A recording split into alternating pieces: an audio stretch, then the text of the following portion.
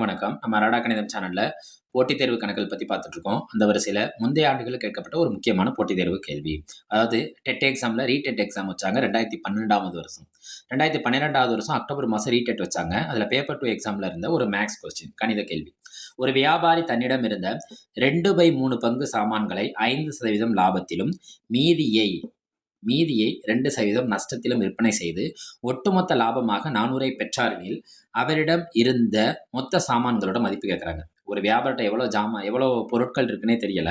அதில் 2/3 பங்கை எத்தனை பர்சன்டேஜ் லாபத்தில் விற்றுருக்காரு? 5% லாபத்தை. ஆனால் மீதி என்ன செஞ்சுட்டாருன்னா நஷ்டத்தில் விட்டுருக்காரு. அப்போ இந்த கேள்வியில் 2 விஷயம் ஒளிஞ்சிருக்கு. ஒன்று லாபமும் அடங்கியிருக்கு, நஷ்டமும் அடங்கியிருக்கு. இப்போ லாபம்னா ப்ளஸ்ன்னு வச்சுக்கோ. அப்போ நஷ்டம் அல்லது நட்டம்ங்கிறத நான் என்னன்னு வச்சுக்கிறேன்? மைனஸ்ன்னு வச்சுக்கிறேன். ரைட்டா? ஃபர்ஸ்ட் எடுத்துக்கோங்க. 2/3 பங்கு. இப்போ ப்ளஸ் லாபத்தை பேசுகிறோமா? 2/3 பங்கை எத்தனை பர்சன்டேஜ் லாபத்தில் விற்றுருக்காரு? 5% லாபத்தில் விற்றுருக்காரு. ப்ளஸ் எடுத்துக்கிட்டேன்.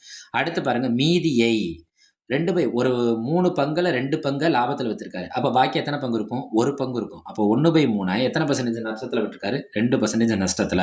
நஷ்டம்னா என்ன குறி வரணும்னு சொன்னேன்? மைனஸ் வரும்னு சொன்னேன்.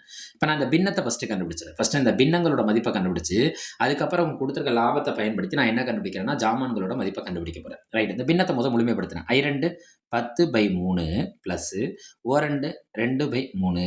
அடிமானம் ஒன்றா இருக்கா? ஒரே ஒரு 3 எடுத்துக்கிறேன். +10 -2 ரெண்டும் வெவ்வேறு குறினா கழிக்கணும். யாரோட குறிய போடணும்? பெரிய எண்ணோட குறிய போடணும். அப்போ என்ன கிடைக்கும்? +8/3 பங்கு. +8/3 பங்கு. ரைட். இந்த +8/3 பங்கை விற்கிறாரு. 8/3% என்ன செய்கிறாரு? விற்கிறாரு. அந்த ஜாமான், அந்த ப்ராடக்டை விற்கிறாரு. எவ்வளோ லாபம் பெறாரு? 400 லாபம் பெறாரு. எவ்வளோ லாபம் பெறாரு? 400 லாபம் பெறாரு. இந்த 8/3 நான் என்ன செய்கிறேன்? 8/3/100. ஏன்னா அந்த சதவீதத்தில் இருக்க 100 இங்கே போட்டுக்கிறேன். Product equal to 400. இது ப்ராடக்டை குறிக்கும். நான் இங்கே எக்ஸ் கொடுத்துருந்தேன்னா இங்கே எக்ஸ் மாதிரியே தெரியும் பெருக்கல். இப்போ குழம்பிடும். அதனால் ப்ராடக்ட்னு கொடுத்துக்கிறேன். இப்போ நம்மளுக்கு யாரோட மதிப்பு தேவைன்னா ப்ராடக்டோட மதிப்பு தான் தேவை. இங்கே இருக்க பெருக்கல் இருக்கிறதுலாம் அங்கே போயிடும். பின்ன பெருக்கலாக இருந்துச்சுன்னா தலைகீழ் பின்னமாக மாறிடும். ரைட்டா?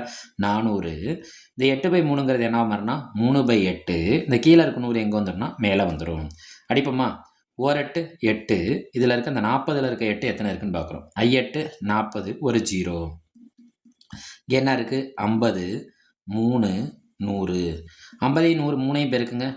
150 பெருக்கல் 100. இதில் இருக்க 1ஐயும் இதில் இருக்க 15ஐயும் பெருக்குங்க. 15 15. எத்தனை 0 வரும்? 3 0 வரும். அப்போ அந்த ப்ராடக்டோட மதிப்பு எவ்வளோ? 15,000. அந்த ப்ராடக்டோட மதிப்பு எவ்வளோ? 15,000. அவங்க கொடுத்துருக்க ஆப்ஷன் எதை குறிக்கும்? Option C. மறுபடியும் சொல்கிறேன். அவங்க கொடுத்துருக்க பங்குகளை மீதி அந்த பின்னங்களை நான் என்ன செய்கிறேன்னா மொத்தமாக ஒரே பின்னமாக மாற்றிக்கிறேன். ஒரே பின்னத்தோட ப்ராடக்டோட மதிப்பை எவ்வளோ லாபம் பெற்றிருக்காங்க? 400 வச்சுக்கிட்டு இப்போ சிங்கிள் ப்ராடக்டோட மதிப்பை நான் கண்டுபிடிக்கிறேன். நம்ம அரடா கணிதம் சேனலை லைக் பண்ணுங்கள், சப்போர்ட் பண்ணுங்கள், ஷேர் பண்ணுங்கள், கமெண்ட் பண்ணுங்கள், பெல் ஐக்கானை கிளிக் பண்ணி வச்சுக்கோங்க. நோட்டிஃபிகேஷனில் அடுத்தடுத்து போடுற வீடியோக்கள் உடனுடனே உங்களுக்கு கிடைக்கும். நன்றி.